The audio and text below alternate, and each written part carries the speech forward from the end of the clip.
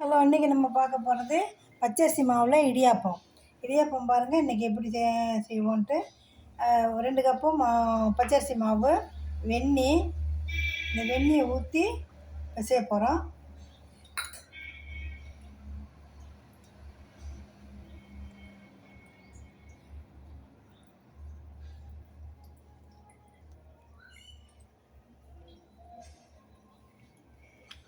ரொம்ப சூடாக இல்லாமல் பிசைகிறாப்புல வெந்நியை ஊற்றி வச்சுக்கிறணும். நேர்களை நல்லா பிசைஞ்சாச்சு.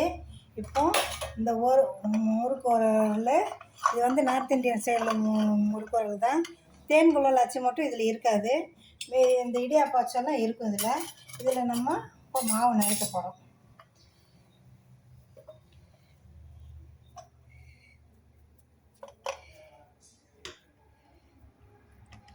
அப்படி மாவு நிறச்சி இந்த மாதிரி கூட்டிக்கிட்டு இட்லி துணி இப்படி துணியை போட்டுட்டு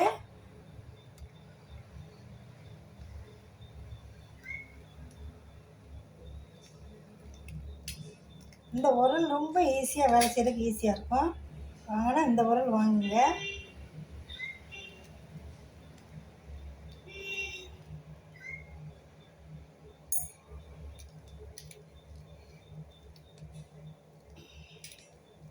ரொம்ப மேலே பிழியாமல்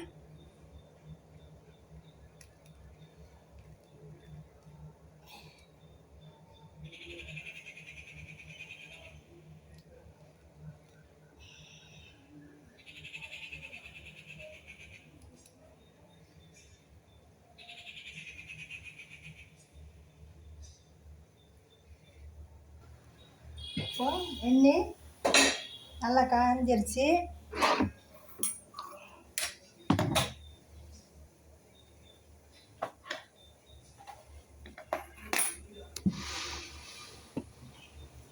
எண்ணெய் நல்லா காஞ்சிருச்சு. இப்போ நம்ம இந்த புளிஞ்ச மாவை உள்ளே வைக்க போகிறோம். வச்சு வேகட்டும்.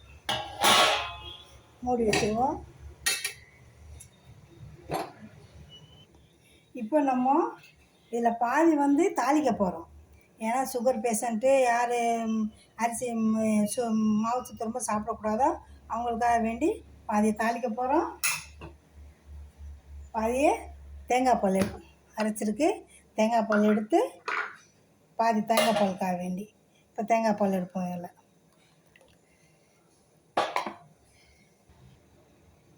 நேர்களே இந்த மாதிரி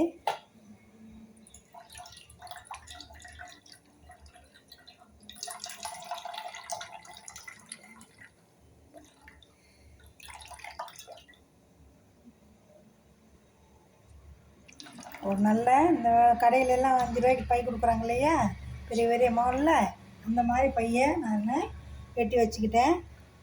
சதுரமாக பால் எடுக்கிறக்காக வேண்டியவன் பாருங்கள். நல்லா மிக்சியில் நல்லா அரைச்சி பால் எடுத்தாச்சு. பால் எடுக்கிறதுக்கு அவ்வளோ கஷ்டமே இல்லை.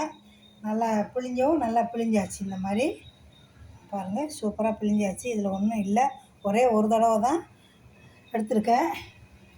இப்போ இதில் நம்ம 4 ஸ்பூனு ஜீனி விட்டு கரைச்சி வைக்க போகிறோம்.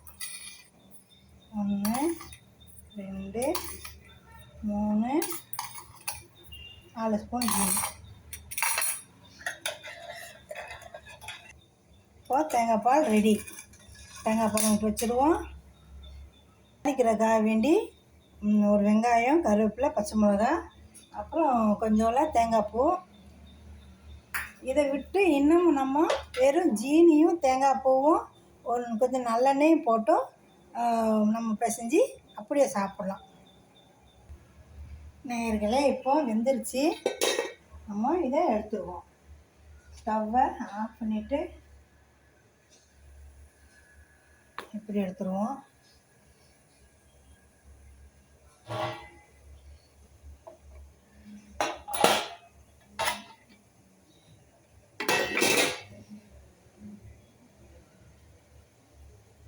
இந்த மாதிரி அச்சா வந்துடணும். இந்த மாதிரி எடுத்தாச்சு. இதில் ஒரு மூணு மூணு மூணு இடியாப்பம் தாளிக்கிறதுக்காண்டி, ஒரு 3 இடியாப்பம் தேங்காய் பாலில் சாப்பிட்றக்காண்டி, ஒரு இடியாப்பம் சும்மாவே நம்ம ஜீனியும் தேங்காய் பூவும் போட்டு கொஞ்சம் நல்லெண்ணெயும் எண்ணெயும் ஊற்றி பசங்க சாப்பிடுவோம். அதுக்காக இது பிரித்து வச்சுருக்கேன். இப்போ நம்ம தாளிக்க போகிறோம். கடாய் வச்சுருக்கேன். இப்போ கொஞ்சமாக எண்ணெய் ஊற்றி கடுகு போட்டு, ஒரு 1/4 டீஸ்பூன் கடுகு போட்டு, கடுகு போட்டோன்னா வெங்காயத்தை போட்டுருவோம். பச்சை மிளகா, கருவேப்பிலை.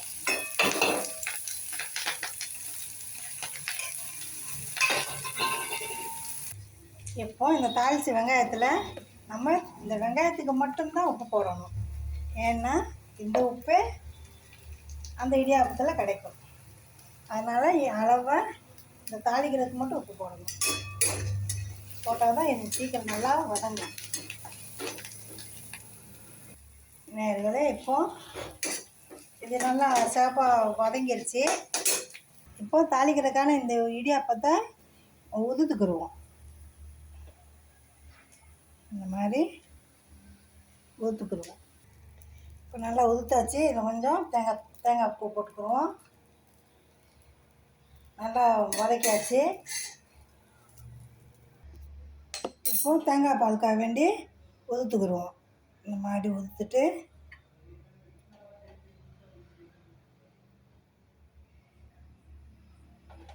தேங்காய் பால் நல்லா முங்க ஊற்றி கொடுக்கணும்.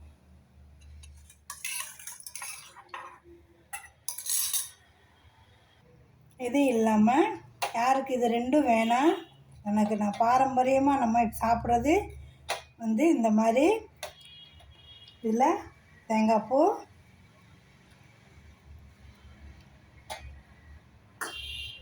ஜீனி 1 ஸ்பூன் ஜீனி, சுட இப்படி போட்டு நல்லெண்ணெய் கொஞ்சமாக ஊற்றிட்டு அப்படியே பிசைஞ்சிட்டு இது இப்படியும் சாப்பிடுவோம். இதுதான் முந்தி நம்ம பாரம்பரியமாக செய்கிறது. சின்ன பிள்ளைகளுக்கு ஏதாவது ஸ்நாக்ஸ் கொடுக்கணும் சாயந்தர நேரம் அப்படின்னா டக்குன்னு இது செஞ்சிட முடியும். இந்த மாதிரி செஞ்சு கொடுப்பாங்க. பாருங்கள் நேயர்களே, இப்போ 3 மாதிரி இடியாப்பம் ரெடி ஆயிடுச்சு. இந்த மாதிரி செஞ்சு வீட்டில் எத்தனை பேர் எப்படி இருக்காங்களோ அந்த மாதிரி பரிமாறுங்க. இந்த மாதிரி பால் பாரம்பரியமாக செய்கிறது. இது உப்பு போட்டு தாளிக்கிறது. சுகர் பேஷண்ட்டு யார் தண்டியாக இருக்காங்களோ அவங்களுக்காக வேண்டி இது எல்லோரும் சாப்பிட்லாம். தேங்காய் பால் ஊற்றி, சின்ன பிள்ளைகளுக்கு வேணுன்னா பசும்பால் ஊற்றியே கொடுங்க. பெரியவங்களுக்கு தேங்காய் பால் ஊற்றி கொடுங்க. யாருக்கு எது இஷ்டமோ அது கொடுங்க. தேங்க்யூ ஃபார் வாட்சிங் வீடியோ.